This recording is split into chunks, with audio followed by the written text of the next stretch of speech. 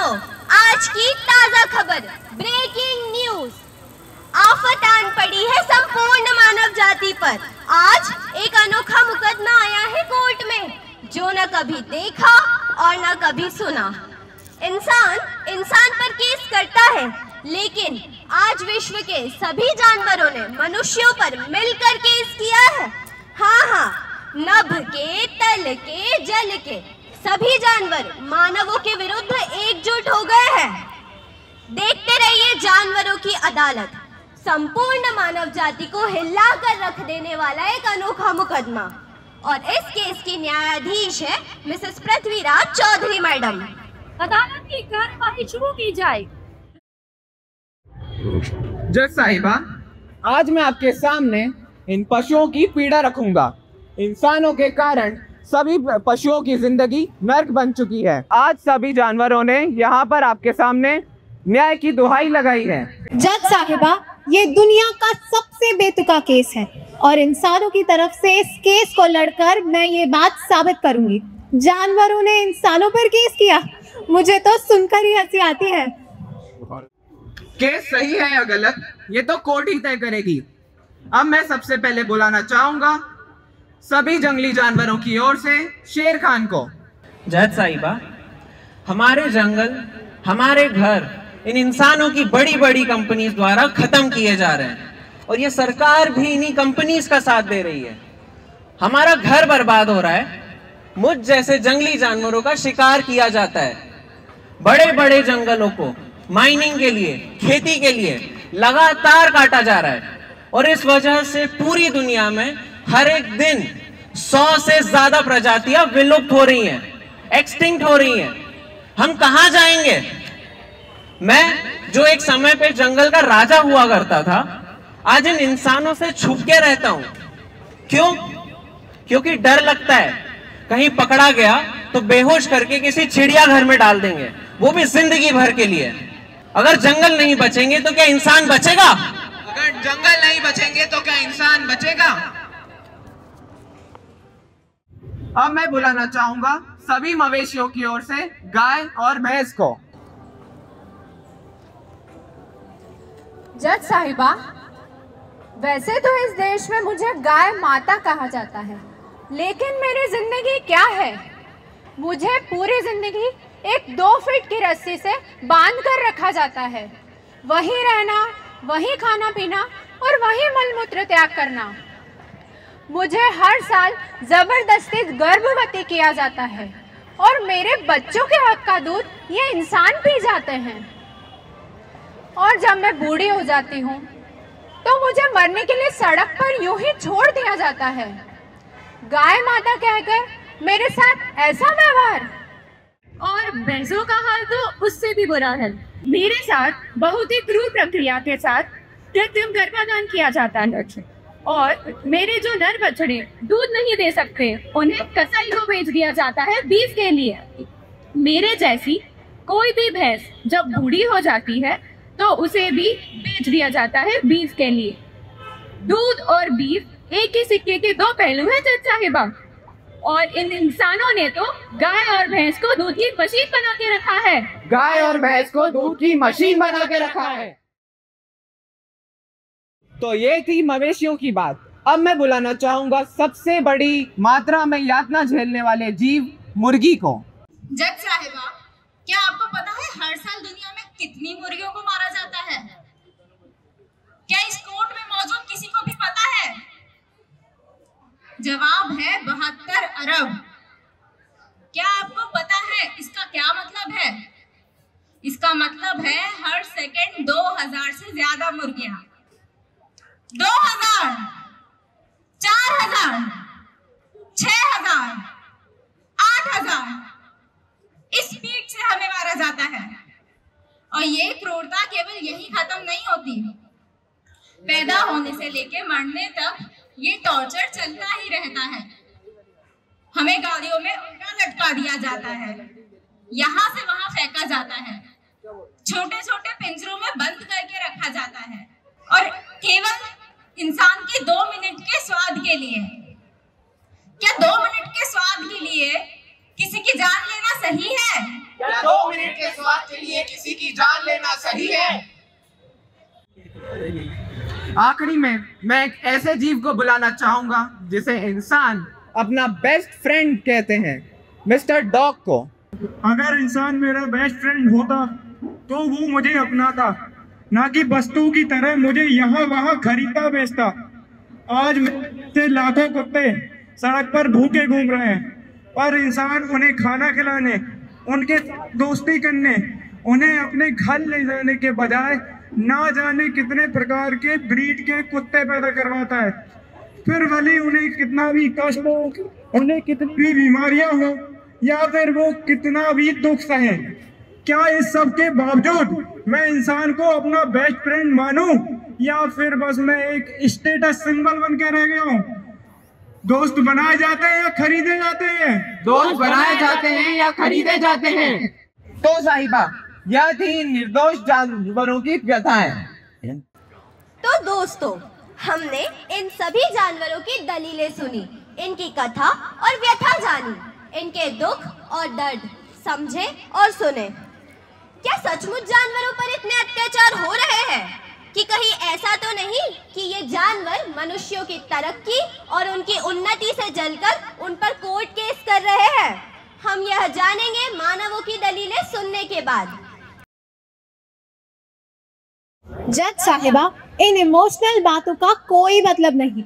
जैसे ही आप इस मुद्दे को प्रैक्टिकल नजर से देखेंगे, आप इनकी बातों को भूल जाएंगे। और इसीलिए मैं बुलाना चाहूंगी एक मशहूर बिजनेसमैन मिस्टर धनराज सिक्के को।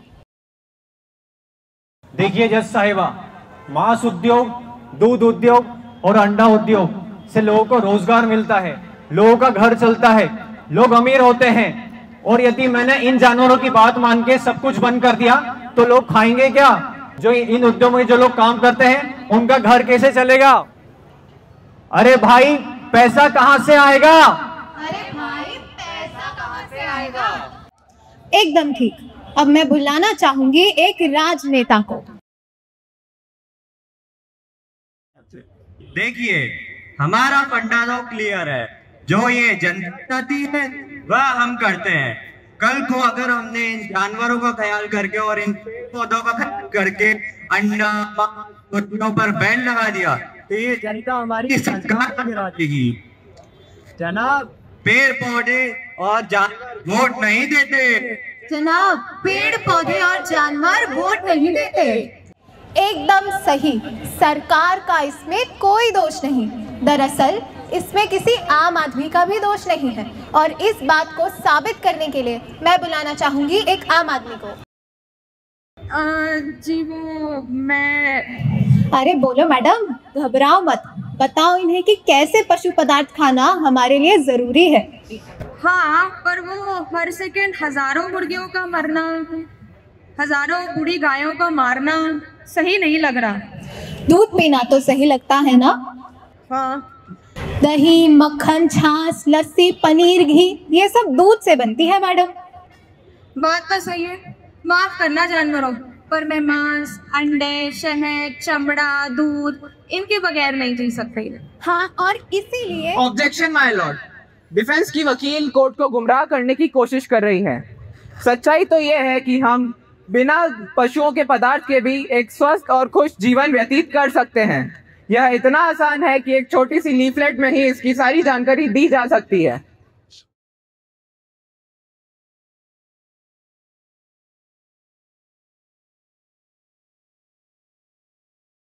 क्या सच में ऐसा हो सकता है? जी बिल्कुल। जो लोग किसी भी प्रकार के जानवरों का उत्पाद का उपयोग नहीं करते उन्हें वीगन बोला जाता है। सच तो ये है कि हमें कैल्शियम, आयरन, प्रोटीन यह सब पौधों से मिलता है। जरूरत है तो केवल थोड़ा सा जागरूक होने की। अगर ऐसा है तो नहीं चाहिए मुझे पशुओं के पदार्थ। मैं आज से ही वीगन बनती हूँ। पागल है क्या? अर्थव्यवस्था कैसे चलेगी? अरे मीरा, तुझे हमारी बुलाया था। सब महंगा हो जाएगा। तुझे इन जानवरों की पड़ी है, हमारे भी बच्चे नहीं है क्या? तो हमारा क्या करने आई हो? शर्म कर। ऑर्डर। अरे मैं तो कहती हूँ आप लोग भी ये धंधा छोड़ दो, गलत है ये। अरे नहीं चाहिए मुझे ऐसे प्रोडक्ट्स जिनके पीछे हजारों, लाखों, मासूम जानवरों की हत्या हो रही है। अगर जानवरों को मारकर पैसा आ रहा है तो दूसरे व्यापारों से भी तो आ सकता है। अगर हम जैसे लोग नहीं बदलेंगे तो ये मौत का पहिया घूमता रहेगा और कोई बदले चाहे ना बदले, पर मैं इस विनाश का हिस्सा नहीं बनूंगी। जा रही हूं मैं। इसे छोड़िए जज साहिबा, मैं आपसे दरख्वास्त करती हूँ कि आप इस मुद्दे को इंसानों की दृष्टि से देखिए। अब क्या हम लेदर के शूज और बेल्ट पहनने से पहले भी इन तुच्छ जानवरों से पूछेंगे? अब क्या हम पनीर और ऑमलेट खाने से पहले भी इनकी परमिशन लेंगे? जज साहिबा, यही प्रकृति का चक्र है और इसे चलने देने में ही सबकी भलाई है। मैं आपसे और आप सभी से केवल यही कहना चाहूँगा कि इंसानों ने इतनी तरक्की कर ली है कि वह अपना जीवन बिना किसी जानवर के शोषण के भी बिता सकता है। दुनिया भर के वैज्ञानिक और संस्थाएं हम सब से केवल यही कह रही हैं कि इंसानों का जानवरों के प्रति यह व्यवहार सभी के लिए विनाशकारी है। मैं आपसे यही कहना चाहूँगा कि इन जानवर और भूतल के सभी को एक आज़ादी से जीने का हक है। कृपया उन्हें मुक्ति दें। अच्छा, तो दोस्तों, मानवों का कहना भी सही लग रहा है। अरे भाई, दुनिया को वो चलाते हैं, सर्वे सर्वा है। कौन है सही कौन गलत, किसकी होगी जीत? देखिए हमारी माननीय जज मिसेस पृथ्वीराज चौधरी मैडम क्या फैसला देती है।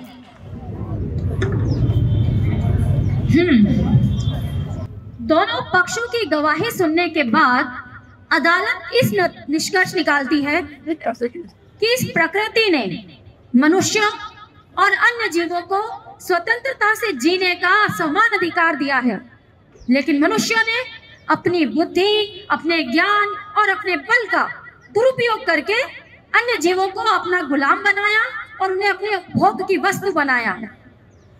मनुष्य को यह नहीं भूलना चाहिए कि पर्यावरण का संतुलन बनाए रखने के लिए उसे अन्य जीवों के साथ सामंजस्य बना के चलना चाहिए। सभी सबूतों को मद्देनजर रखते हुए अदालत मनुष्यों को दोषी ठहराती है और उन्हें यह आदेश देती है कि इस हिंसा भरे कृत्य को जल्द से जल्द बंद करें और अन्य जीवों के लिए और पर्यावरण की रक्षा के लिए ऐसे उपायों को, ऐसे व्यवसायों को अपने जीवन यापन के लिए ढूंढे जिससे सभी का फायदा हो, सभी की जीवन सुख और शांति से गुजरे। यही अदालत का आदेश है। तो इंदौर वासियों, क्या समझे? जो समझा दूसरों को भी समझाना और जो जाना औरों को भी बताना और खुद से सवाल पूछना, क्या मनुष्यों का इस तरह सही है पेश आना? अगर नहीं है सही तब तो हम भी मांस, अंडे, दूध पड़ेगा हटाना। क्या कहीं आपकी सोच भी ऐसी तो नहीं जैसे कोई व्यापारी या राजनेता कि हमारे हाथ जानवरों के साथ जो होता है होने दो, हमें क्या करना? अगर मन में हो कोई भी सवाल, शंका, दुविधा या अंदेशा तो हमसे कहना, मिलना और औरों को भी मिलाना। आपने अपना बहुमूल्य समय दिया, इसीलिए आप सभी का धन्यवाद।